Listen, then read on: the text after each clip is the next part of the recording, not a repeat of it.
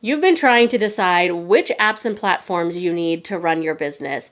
And I know there are so many options out there and even more opinions.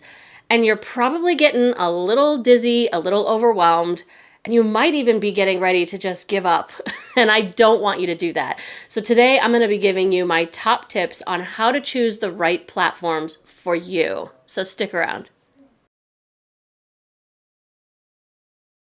Why should you listen to me? Well, I'm Kelly. I am a tech-savvy business mentor, and I have been working with all of these kinds of tools and affordable automation for so long. I've done it in the corporate world, I've done it in my own business, and I'm not going to be recommending specific tools in this video.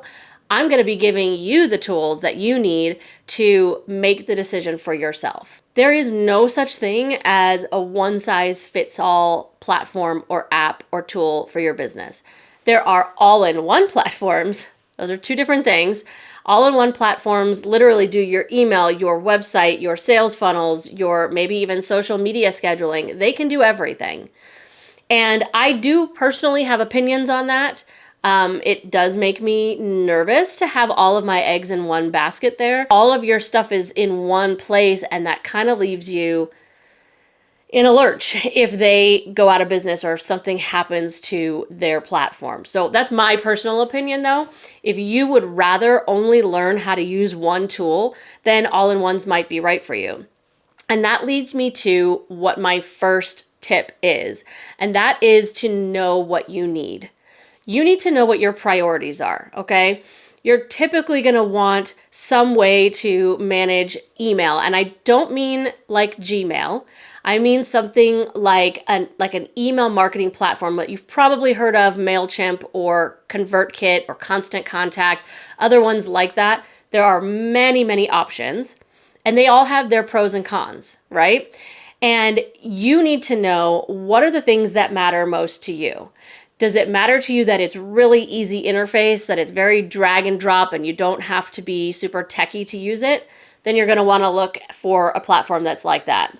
Do you really want analytics and insights so that you can understand how your subscribers are interacting with your emails? Then that's what you're going to want to focus on. Or maybe you want it to be able to be a full CRM, meaning that you also get visibility on sales that are coming straight from your emails, right? And that means it'll be connected to an online store or something like that. There are so many different types of features that are involved in choosing a platform, not just email marketing, all of them. But you need to know what are the things that you need that type of platform to be able to do, and what are your priorities. At least know your top 3 priorities, because that way you can easily narrow down to a couple of options versus all of the options out there. You're going to be able to narrow that down really fast. And then from there is where tip number 2 comes in. Tip number 2 is research and compare. Most of these platforms, if not all, but most of them will either have a free version, like a free forever kind of version that's just limited features, or they will have a free trial of the full platform. Either way, if you're seriously considering a platform, I highly recommend that you test drive it, and more than one. Don't just say, oh, somebody told me about this platform, so I'm going to do that, but I'm going to try it out first. That's fine, do that. But you also want to make sure that you're test driving a couple of other options so that you can see which one meets your needs and actually fulfills the priorities that we were just talking about. Third tip is going to be budget. So different platforms will charge you in different ways. A lot of them, if you're going to have collaborators or any kind of team or a VA that is going to be assisting you in that platform, you're going to be charged per user. So you want to keep that in mind when you look at the pricing. It may say, for example, Trello, one of my favorite tools. If you look at their standard level, it'll tell you it's $5 a month. And that's true per user. So if you have other users that are collaborating with you and are using the same boards and getting the same paid functionality out of those boards, then you're going to be paying a license for them as well. So it's not really $5 a month, then it's more like 10 or 15 depending on how many users. So you really want to pay attention to how the pricing works. And then if you're talking about a platform like email marketing, which I keep coming back to because I feel like it's one of the staple platforms that pretty much all business owners need at some point, a lot of the email platforms will have a free version up to a certain number of contacts, or it may be a free version up to a certain number of contacts, and then you're limited on what features you have access to and things like that. All of those platforms are going to get more expensive the more contacts that you have. That is kind of just industry standard, because their assumption is that if you have more contacts, then you're probably making more sales. And if you're making more sales, they want a bigger cut because they know they're a big part of helping you make those sales, right? That's the logic behind how they do that.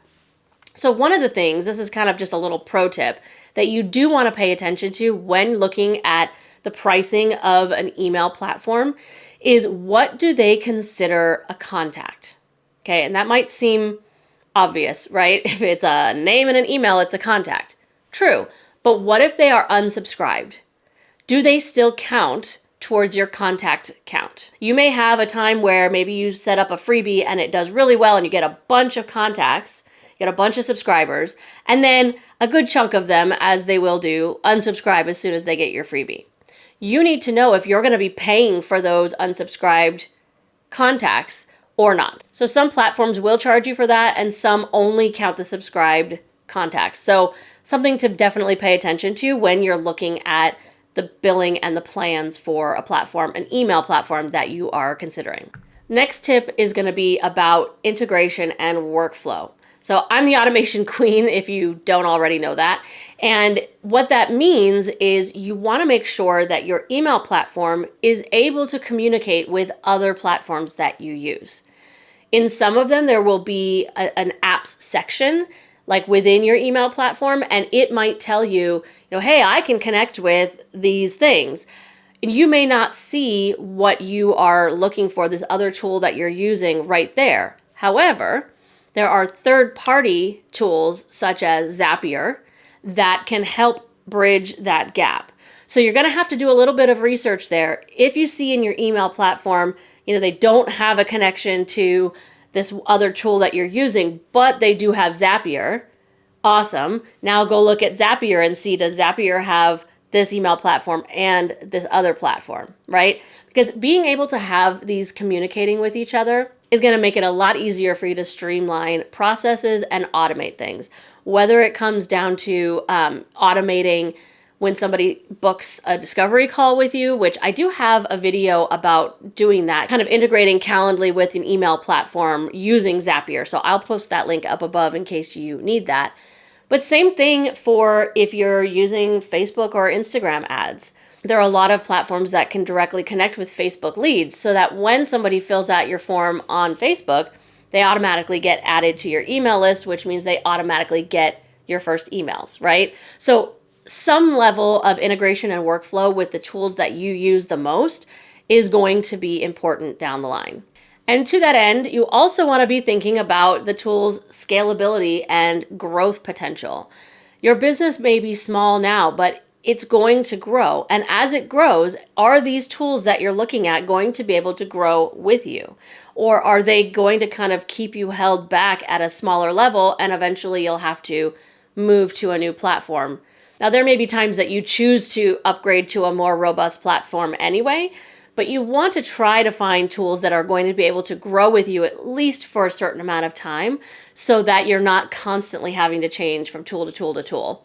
It can be very time consuming to do that, and it's just not an efficient use of your energy. You also want to make sure that you're paying attention to the security and data privacy protocols of the platforms, especially when it comes to email marketing, but really any platform.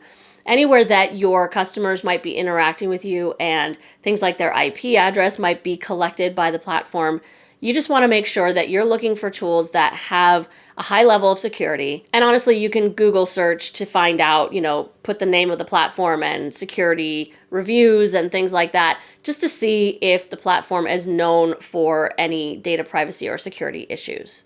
And then the last tip I'm going to give you, and this one to me, I think is almost the most important. How is their customer support? No matter how tech savvy you are or how quickly you learn things, there will always be things that you need help with or things that just straight up break. Technology is a fluid, living, breathing thing, and it gets bugs. So you want to make sure that you get access to customer and technical support with your tool, and you want to make sure they have a good reputation. There are some that are going to need to actually get temporary access into your system, and you want to make sure that they are trustworthy, but you also want to make sure that they work in a timely manner and that they're going to help you out quickly so that you can keep your business up and running. So these are my top tips. If you have any questions or if there are any platforms that you're curious about specifically, drop them in the comments. I'll let you know what I think about them. And you will notice that in the description of this video, I do have a list of some of my favorite tools and what I use them for. So you might want to check those out. The online tools for your business do not need to be complicated or overwhelming. It's time to let it be easy.